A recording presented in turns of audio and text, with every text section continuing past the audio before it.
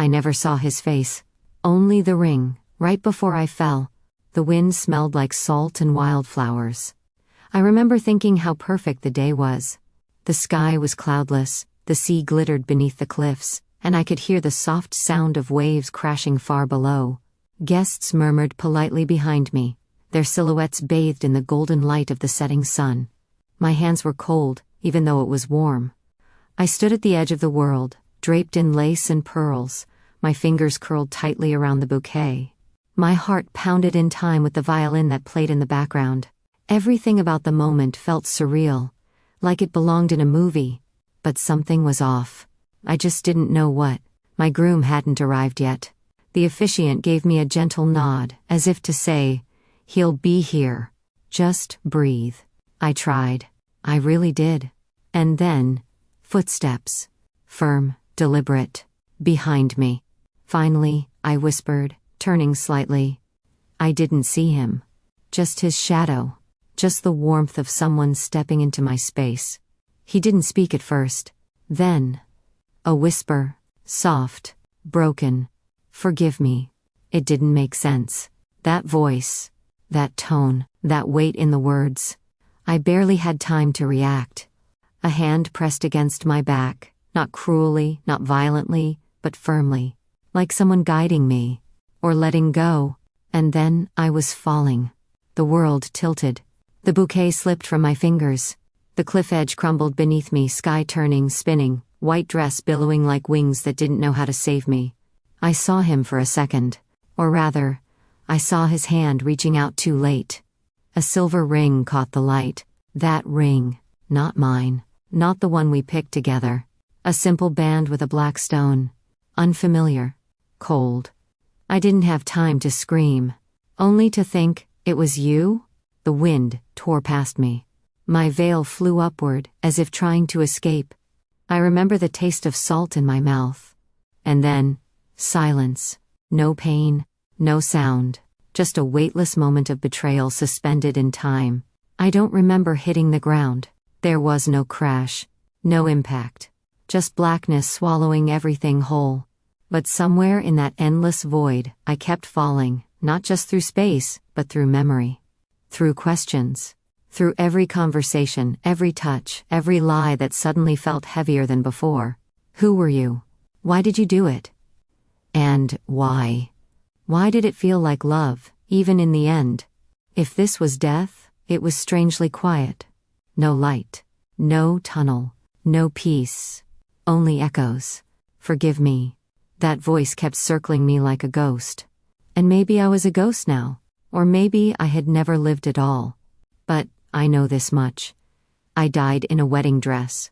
And somewhere above me, someone stood at the edge of that cliff, holding a ring that never belonged to me. But somehow sealed my fate. Warm light pooled across the silk sheets like spilled honey.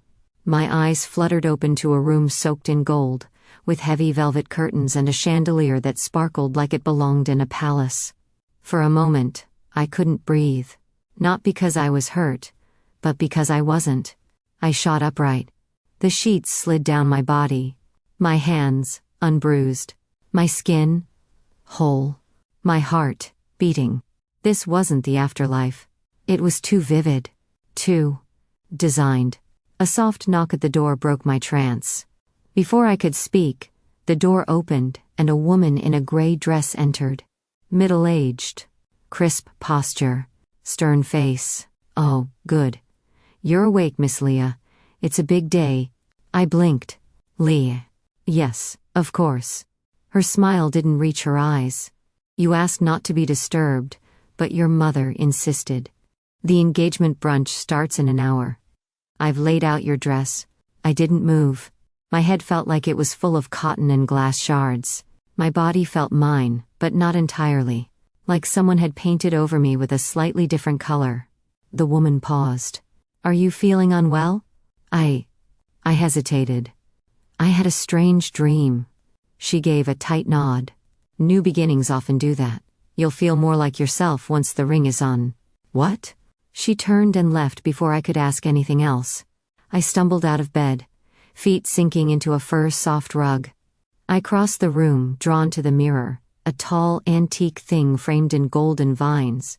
I stared. Same bone structure, same long lashes. But the hair? Darker, not raven black like mine used to be, but deep mahogany with a golden tint.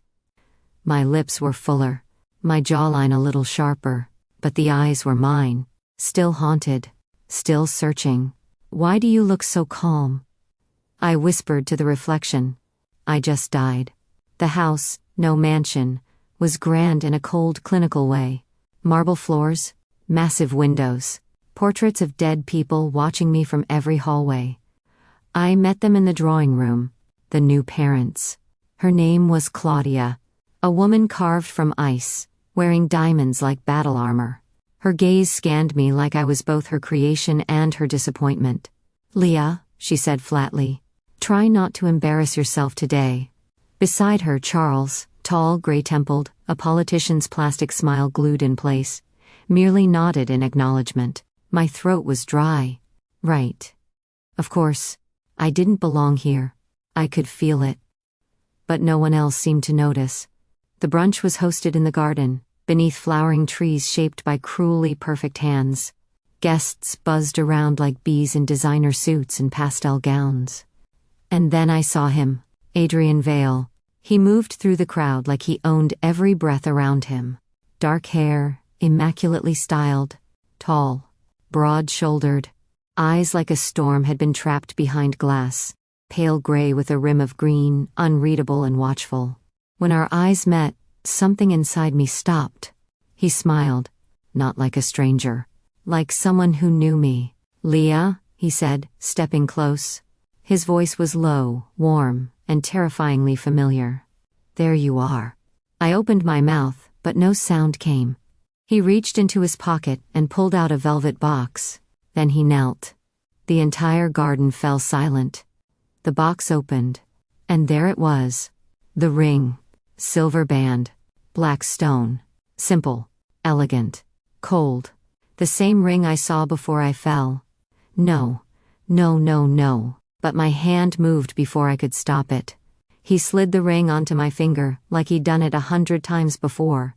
His fingers brushed mine, warm, steady, possessive. "There," he murmured, rising.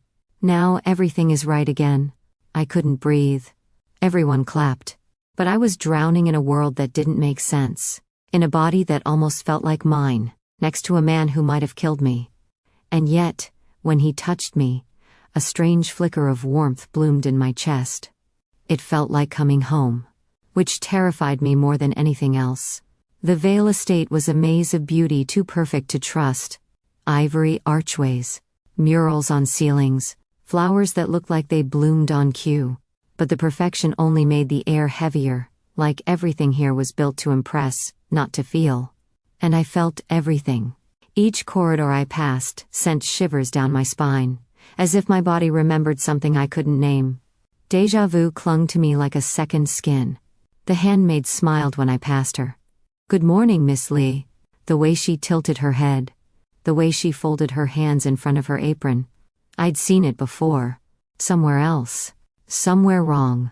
In the garden, I sat by a fountain carved into the shape of swans. I watched the water ripple. It looked exactly like the one from my dream, or memory, or whatever broken place my mind was pulling from. My hand drifted to the ring on my finger.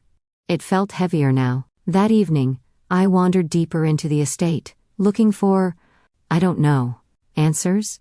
Myself? The corridor on the east wing was lined with mirrors. Tall, thin, antique. The glass was old, slightly warped, and yet they still reflected back a version of me that wasn't quite right. Until one mirror, the third on the left, stopped me cold. I stared. And she stared back. But it wasn't the woman everyone else saw, not Lay. It was me, the real me, the one who died in a wedding dress, my old hair, my old lips, the scar near my collarbone from falling off a bike when I was 12. My mouth went dry. I stepped closer. The reflection didn't move. It blinked once, then the glass flickered. Suddenly, a flash, a room full of white roses, screams, blood on satin, a girl's face, Mine, twisted in fear. Another figure, a woman, with wild dark eyes, clutching my hand, whispering something. "Don't forget me." And then the mirror cracked. Just slightly, across the center, like a heartbeat breaking through stillness. I stumbled back, gasping. "You really are acting strange." The voice came from behind me. I turned too fast, dizzy from the vision. A boy, no, a man, maybe a few years younger than Adrian, leaned against the wall, arms crossed, expression unreadable. He looked nothing like his brother. Where Adrian was composed elegance, this one was lean tension, like a coil ready to spring. His dark blonde hair was tousled like he didn't care, and his amber eyes watched me like a predator sizing up prey. "I'm sorry, who?" "Kai. Adrian's younger brother. We've met several times." He narrowed his eyes. "But apparently not this version of you." I opened my mouth, unsure what lie to offer. "He beat me to it." "You hit your head a week ago." "That's what they said. But somehow, you're different." I swallowed hard. "Different how?" He shrugged. "Leah never liked the East Wing. She said the mirrors creeped her out. Now you stand here like you've seen a ghost." I flinched. Kai noticed. His eyes sharpened. "Do you even remember what happened to you?" I started to speak, to lie, to say something rational, but nothing came. He pushed away from the wall and stepped closer, studying my face like it held a code he needed to crack. "My brother thinks you're fine," he said. "Says it's just trauma. But I've seen people lie better than you." I bristled. "You don't know me?" "No, I don't," he agreed, voice low. "And that's the problem." Later that night, I couldn't sleep. I stood by the same mirror, staring into the cracked glass, willing it to show me something again. Anything. A sign. A name. A truth. But all I saw was my own confused face and the reflection of the ring on my finger, glinting like a secret. I whispered to the glass, "Why am I here?" No answer came. But deep down I knew. This wasn't a dream, and it wasn't a second chance. It was a test, and someone, or something, was watching to see if I'd fail again. The apothecary was tucked between two stone buildings in the oldest part of the city, so narrow it looked like it had been forgotten by time. The wooden sign above the door simply read, "Lilith's Remedies." No last name. No hours. No welcome. But something about the place pulled at me. Like memory. Or instinct. A bell jingled softly as I stepped inside. It smelled of dried flowers, smoke and earth, like an ancient garden left to rot in peace. Herbs hung from the ceiling in bundles, lavender, sage, something spiky I couldn't name. Glass jars lined the shelves, filled with colors and powders, and things that looked like they had once been alive. Behind the counter stood a woman. She wasn't old, maybe mid-30s, but her eyes, they didn't match the rest of her. They were ancient, deep brown, almost black, and full of silence that had watched centuries pass. She looked at me for exactly 2 seconds before saying softly, "You weren't supposed to be here yet." The air in my lungs froze. "You know me?" The woman tilted her head. "I know what's wearing you. But the soul underneath, yes. I've seen you before, little moon. Little moon." No one had ever called me that, and yet, it hit something deep inside my ribs. Like someone had struck a hidden bell. I stepped forward. "Who are you?" "Some call me Lily. Others have forgotten me entirely." She moved behind the counter, picking through herbs like this was just another Tuesday. "You don't remember much, do you?" "I remember dying," I whispered. She paused, then nodded slowly. "And yet here you are." Her hands didn't stop moving, but her eyes flicked to mine. "Do you know why souls return, Leah?" "I'm not Lee." "I know." A small smile, sad and sharp. "Names don't matter here. Only bonds." I swallowed hard. "Why am I back?" She placed a bundle of something bitter smelling into a satchel. "Some souls return for love, others for revenge. But the most dangerous ones." Her voice dropped. "Come back for unfinished war." My throat tightened. "What war?" Lily finally looked up. Her gaze cut through me like a blade. You were part of something bigger than you understood. A thread in a web that tangles love, power, and death. You were never just a bride. And he. She trailed off. Adrian, I said. He killed me. Lily didn't react. Or rather, she didn't agree. She only said, "Did he?" That doubt hit me harder than any scream would have. I saw his ring. I heard his voice. "Memory is a soft liar," she murmured. "And pain is the best forger." I looked down at my hands. Then what am I supposed to believe? She tied the satchel shut and handed it to me. Inside were herbs I didn't recognize. "For the visions," she said. "They'll come sharper now. You'll start to see everything. Not just what was done to you, but what you chose." I felt dizzy. "I didn't choose to die." "No," Lily said. "But you chose who to trust." Her tone darkened. "And you'll have to choose again." At the door, I turned back to her. "Is he going to hurt me again?" Her answer was quiet. "He will. Unless you hurt him first." A beat of silence. "Or unless you see him for what he really is." "And what if I still don't know who that is?" She gave a slight bow of her head. "Then don't let him put a second ring on your finger." Outside, the sky had shifted. The sunlight had cooled to silver. Everything felt muted. Off-kilter. I clutched the little satchel to my chest and walked faster. Back to the estate. Back to the man who might love me. Or kill me. Or both.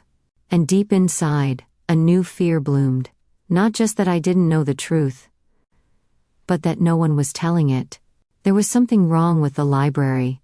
It had too many books, shelves that reached the ceiling, volumes so old they smelled of ink and time. But it wasn't the books themselves. It was what wasn't there. Gaps in the shelves where dust hadn't settled. A draft near the far wall. A subtle wrongness that tugged at me like a loose thread. I traced my fingers along the spines until one shifted. A soft click. Then, silence. I pushed. The panel swung inward on silent hinges, revealing a narrow staircase spiraling down into darkness. I should have walked away, but the air was thick with something unspoken, a breath held for too long, and I needed to know what it was hiding. The hidden room was small, barely lit by a single glass lantern hanging from the ceiling. Dust danced in the beam of light like fading ghosts. There was a desk, a single chair, a locked cabinet left open, poorly, as if someone had come in recently and left in a hurry. Inside, leather-bound journals. Dozens. I picked one at random. Pages filled with sketches, notes, maps. And then I saw it. If it repeats, I'll save her this time. My stomach twisted. I flipped further. She always dies before the vows. I think it's me, or maybe it's him. But I'm too late every time. A date. A name. Luna. My name. In Adrian's handwriting. Curiosity is dangerous in this house. I jumped, dropping the journal. The door creaked as Adrian stepped into the light. But he didn't look angry. If anything, he looked tired. "You knew I was here," I said. "I knew you'd find it," he replied. I backed up a step. "So it's true? You knew who I was from the beginning?" He didn't answer at first. Just looked at the journal on the floor, then at me. "We all want a chance to fix the past," he said quietly. "Some people get that chance. Most don't." I couldn't speak. He knelt, picked up the journal, and brushed off the dust like it was something precious. "I wrote these after the second time you died." My breath caught. "Second?" He nodded. "There have been loops, fragments. You don't always remember. Sometimes I do, sometimes he does. But always you die, and I..." His voice cracked. "I break." My knees felt weak. "And this time?" I asked. "You still think you can save me?" His eyes lifted to mine. Stormy, soft. "I have to believe I can." That night, I couldn't sleep. The words from his journal echoed in my head like a curse. She always dies before the vows. I tossed, turned, gave up, and stared at the ceiling for hours. At some point, I must have drifted, because the nightmare came. I was standing in a candlelit room. The walls flickered with red and gold. The air was thick and wrong. Someone was crying. I turned, and there he was, Kai, holding a dagger, his hands shaking, his eyes wide. "I didn't mean to," he whispered. But she wouldn't stop. She knew. Blood on the floor, my dress torn. A voice screamed, "Mine," but far away. Then, everything went black. I woke up choking on air, drenched in sweat, my heart trying to beat its way out of my chest. The morning light felt like a lie. In the breakfast room, Kai was already there. He was sipping coffee, calm, unreadable. When he looked up at me, his gaze lingered. "You look like you've seen something," he said casually. I sat across from him, trying to keep my hands from trembling. "Do you believe in dreams?" He tilted his head. "Only when they tell the truth." I leaned forward. "What happened to me, Kai?" He didn't blink. "You tell me." I gritted my teeth. "Stop playing games. You said I'd changed. You're watching me like I'm not real." His smile was razor sharp. "Because you're not." Silence fell like a blade. "You don't talk like her, you don't walk like her. You don't look at my brother like she did," he said slowly. "So, if you're not Lee, who are you?" I couldn't answer. He leaned back, his eyes narrowed. "You really don't remember, do you?" "What?" He stood. "The knife wasn't just in someone else's hand, Luna. Are you sure you were only the victim in your story?" I froze. But he was already walking away. Later, I stood in front of the mirror again. Not the cracked one this time. A clean, clear glass. I traced the lines of my face, my body, my eyes. And I didn't know if I was looking at a ghost, a stranger, or something worse. Because deep inside, something was waking up. Not just fear, but memory. And memory, I was beginning to understand, was far more dangerous than death. The ballroom shimmered like a dream I didn't remember having. Crystal chandeliers rained golden light onto marble floors. Musicians played a soft waltz beneath arches draped in white orchids. Guests floated in and out of conversation like ghosts in pastel silk and tailored suits. And I stood near the edge of it all, wrapped in silver satin, my heart pounding louder than the violins. I was supposed to feel like a bride-to-be. Instead, I felt like a fraud at her own funeral. "Miss Leah?" A woman's voice. Soft, almost apologetic. I turned. It was one of the housekeepers. Her eyes darted nervously toward the crowd before slipping something into my hand, a small envelope, yellowed and brittle at the corners.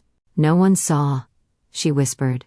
"He told me to give it to you, said you'd understand." "Who?" But she was already gone. I looked down. No name. Just one line written in careful script across the back. "You were there.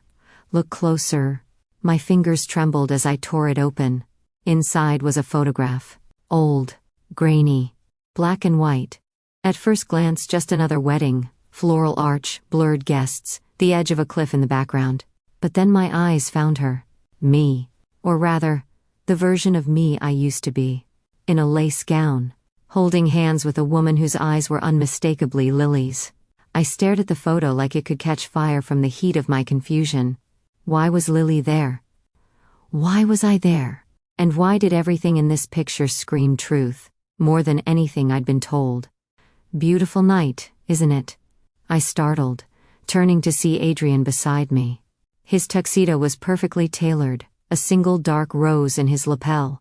He looked like he'd stepped out of another century, timeless, controlled, and too close. He offered his arm. "Dance with me." I hesitated. My fingers still clutched the photo. He took it gently from my hand, glanced at it, then slipped it into his pocket without a word. I opened my mouth to protest. "I'll return it," he said smoothly. "After you hear what I have to say." The dance floor was a sea of motion. He pulled me into the rhythm like he already knew every step I'd take. Like he'd memorized my hesitations. We moved in circles, beneath chandeliers, beneath mirrored walls that reflected us from every angle. A couple too composed to be real. "I know who you are," he said softly. My heart skipped. Do you? I knew the moment I saw you again. You smiled like her. But your eyes didn't trust me. Maybe because you were there, I said. That day. The cliff. He didn't deny it. I've been there every time, he said. In every version. In every cycle. Watching you die. I almost stumbled. He caught me. What do you mean every version? I mean the world resets, Luna. Sometimes subtly, sometimes violently. But always around you. My voice cracked. Why me?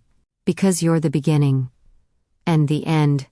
The waltz slowed, but he didn't let me go.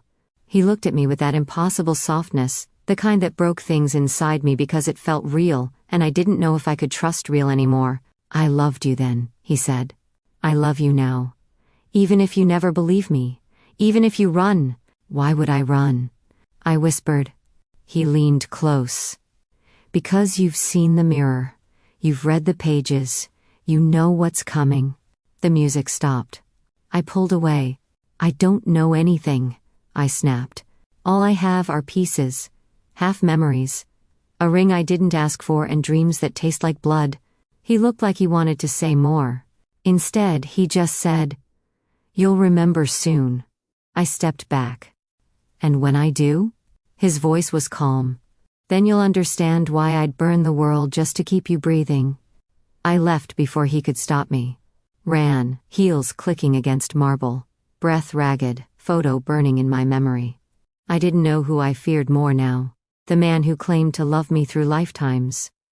Or the girl in the photograph who might have wanted to die. Lily's room was a cathedral of shadows. Candles burned in clusters on every surface, their flames casting long fingers across the walls. Mirrors leaned in all directions, tall, round, broken, pristine. They reflected me over and over, but none of them matched. I didn't knock. She was already waiting. You came, she said simply, without looking up. I stepped inside. Tell me everything. Lily's hands moved over a small bowl of herbs, grinding them slowly, deliberately. No more half-truths? No more riddles. I snapped. She met my eyes. And for the first time, there was no gentleness in her expression. Only weight. The kind that cracked bones. Very well, she said. Then you should know. You died because you got too close. I didn't speak. I let the word settle. She poured hot water over the herbs, let the steam rise, and gestured for me to sit. In your first life, she began, you were engaged to Adrian Vale. It was a match arranged, not born of love. At least not in the beginning. I remember the wedding, I murmured. The cliff. The fall. That was the end, she said. But it began long before that. She touched one of the mirrors beside her. It shimmered faintly, like water rippling. And in it, I saw a younger version of myself walking through the same halls I now lived in. You were smart, Lily said. And stubborn. You saw things you weren't meant to. Heard things no bride should. Like what? Secrets, corruption. The Vales were never just a family, they were a machine. And the one who oiled the gears behind the scenes was Kai. I swallowed. Hard. Kai killed me? He didn't mean to at first, Lily said. But when you found proof, letters, documents, you confronted him. And he panicked. She paused, then added softly, he pushed you. The memory hit me like ice water. A voice, his voice, trembling, she knew. I saw it in a dream, I whispered. Not a dream, Lily corrected. A fragment. What about Adrian? I asked. He was late, she said. He had learned of Kai's dealings and came to stop him. But by the time he reached the cliff, you were gone. And he saw it all? He saw you fall? Lily's voice cracked for the first time. And it broke him. I felt the pieces lock into place. Pain, panic, the journal in the hidden room, the line he'd written, if it repeats, I'll save her this time. He made a vow, I said slowly. Lily nodded. A foolish, desperate vow. He sought out something ancient, bound himself to it. A spell that tied his soul to yours, so that in every life he would find you again. I stared at her. So that he could protect me? So that he could try, she corrected. But magic like that comes with rules. and with punishment. I felt cold despite the heat of the candles. He said I always die before the wedding. Yes. Lily stood and began lighting more candles, like she couldn't bear the dark between the words. You return, he returns. But the outcome never changes. You fall, you bleed, you vanish. I stood too. Breath shallow. Then why let it keep happening? Because the spell is incomplete, she said. It wasn't love that sealed it. It was regret. Her eyes found mine again. Regret keeps you circling, but only choice can break it. I paced, the mirrors warping my reflection in every direction. And this time? Is it different? Lily stepped closer. This time, you remember? She placed something in my hand, a ring, old and silver, not the one on my finger. I looked at her. What is this? The ring from your first life, she said. The one Adrian gave you before all this began. Before it was poisoned by history. I held it up beside the one on my finger. The cold black stoned one. They hummed against each other. The air between them seemed to ripple. 2 promises, she whispered. One made in love. One made in fear. So what do I do? I asked. Lily looked at me, solemn. You choose. You stop being the girl who falls. Or you let the past write the ending for you again. And she sighed. He meant well. But even good men can destroy what they love trying to fix it. And Kai? Her voice dropped. Kai still thinks he can win you this time. The mirrors flickered. One of them showed Kai, standing in the hall outside the ballroom. Watching. Waiting. Another showed Adrian, sitting at his desk, staring at a blank page. The third showed me, not the girl I'd become but the woman I used to be. And for the first time, I wasn't afraid of her. I was ready to meet her. Lily's hand squeezed mine. This is the final turn, Luna. The thread is thin, but this time, it's yours to cut. The cliff looked just like it had in my memory. Jagged stone. Wind that howled like it remembered every scream. The sea far below, glittering deceptively calm. The edge where my life had ended. Again, and again, and again. I stood at the same spot where I had once worn white. And waited for a future that never came. But this time, I wasn't waiting. This time, I had come by choice. Luna. I turned at the sound of his voice. Adrian stepped from the trees behind me, his dark coat catching the wind, hair tousled, eyes stormy. You came, he said softly. I nodded. You asked me to. He stepped closer, but not too close. Not like before. He seemed unsure, like he finally realized I might not fall into his arms anymore. You remember now, he said. I do. And you know what I did? I know why you did it, I corrected. The vow. The curse. All of it. I just wanted more time, he said. One more chance. I thought if I could save you. You don't get to save me, I said quietly. Not anymore. A pause. His voice dropped. Then what do you want? To save myself. Adrian looked out over the water, his jaw tight. I can end it. I spoke to the one who made the bargain. I can sever the thread. No more cycles, no more returns. We could run, leave everything behind, start again. Free. And the price? I asked. He looked at me. I'd lose my soul. I stared at him, stunned. I'd forget you, he said. Forget every version, every life, but you'd live, whole, unbound. Something in my chest cracked. You'd really do that? I whispered. He nodded once. If that's what it takes to give you peace. Touching. A voice drawled behind us. But a bit late for self-sacrifice, don't you think? Kai emerged from the trees, hands in his pockets, expression unreadable. He looked from me to Adrian, and back again. You really brought her here? Kai asked. To the place she died. Bold choice, brother. Adrian tensed. She remembers now. Ah. So that's what this is. The grand reveal. Kai stepped closer, his tone sharpening. Tell me, Luna, how many memories came with that revelation? Enough to recall that you weren't just a victim? My fingers curled. I know what I did. Kai raised a brow. Do you? Adrian stepped between us. Don't. She deserves to hear it, Kai said. She spent this entire time thinking we're the ones pulling the strings. But you didn't tell her the truth, did you, Adrian? He looked at me now, expression hard. You jumped, Luna, not because anyone pushed you. You chose to fall. I froze. Something deep inside me shifted. You knew it was the only way to break the circle, Kai continued. You weren't some tragic bride, you were the one who ended it, and we've been chasing you ever since. The memories came back like a tidal wave. The argument, the cliff, the silence, the decision. I had held the ring in my hand. I had looked at them both. Brothers, both in love with me, both bound by blood and lies. And I had stepped back, one step, into the void. I had done it.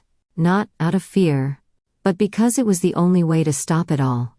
I remember, I said aloud. Adrian turned to me, anguish on his face. Luna. No, I said firmly. You both wanted to own my story. To rewrite it with your guilt or your obsession. But I was never yours to fix. You don't understand? Kai started. I do. My voice cut through the wind. I understand perfectly now. I looked at Adrian.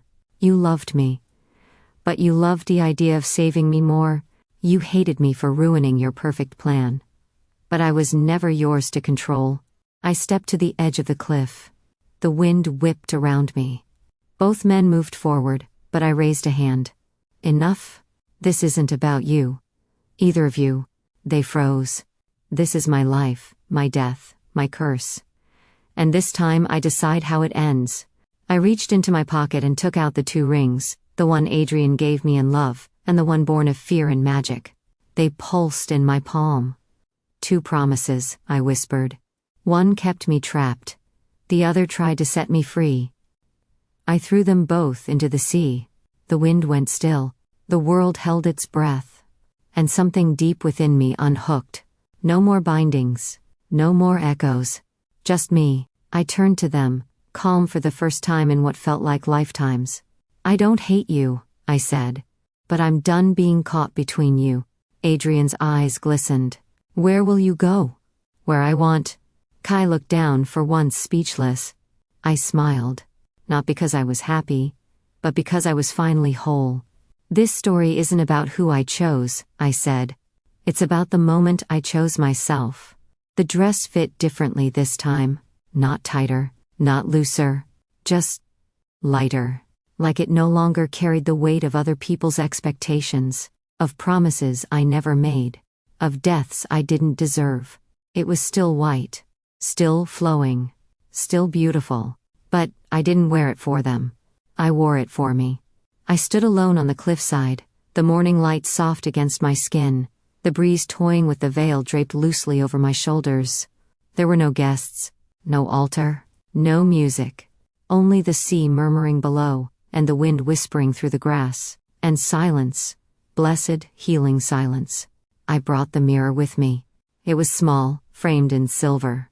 The same one from Lily's room. She'd given it to me without a word that morning. Just a knowing look, and a nod. You'll know when. Now, I did. I placed the mirror on the flat stone near the edge of the cliff, and stared into it. Not at the dress, not at the face, but at the eyes. My eyes, still haunted, but steady. Still uncertain. But no longer afraid. I slipped off the ring, the last remnant of any version of that vow, and held it in my hand. It didn't fight me. It simply waited. Then, slowly, I set it beside the mirror. The wind caught my veil and carried it upward, into the sky like a ghost finally released. And then, something shifted. The light shimmered. The mirror fogged. And I saw her, the girl I used to be, not in pain. Not falling. Just standing, in a dress almost identical to mine, smiling. She reached for the ring, not to take it, but to leave it behind. And then she faded. No scream. No shadow. Just peace. A sound broke the moment. Footsteps in the grass. I didn't turn. I told you not to come, I said. Adrian's voice was quiet behind me. I just wanted to see you. One last time. And did you? I see you now, he said. Not the girl I failed. The woman who survived me. There was no bitterness in his voice. Only something like awe. Goodbye, Adrian. He didn't try to stop me. Goodbye, Luna. I heard him walk away. I stayed for a few more breaths. Long, slow, grounding. Then I turned from the mirror. From the past.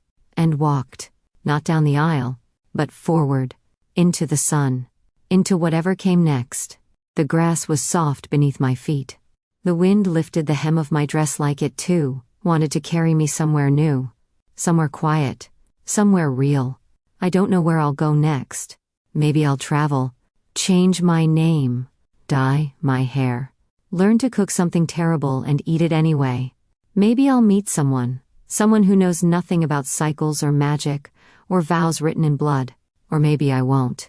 Maybe I'll just be, for the first time. But I do know this. I died in a wedding dress.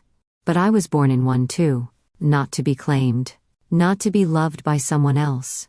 But to love myself. And that's a vow no one can take from me.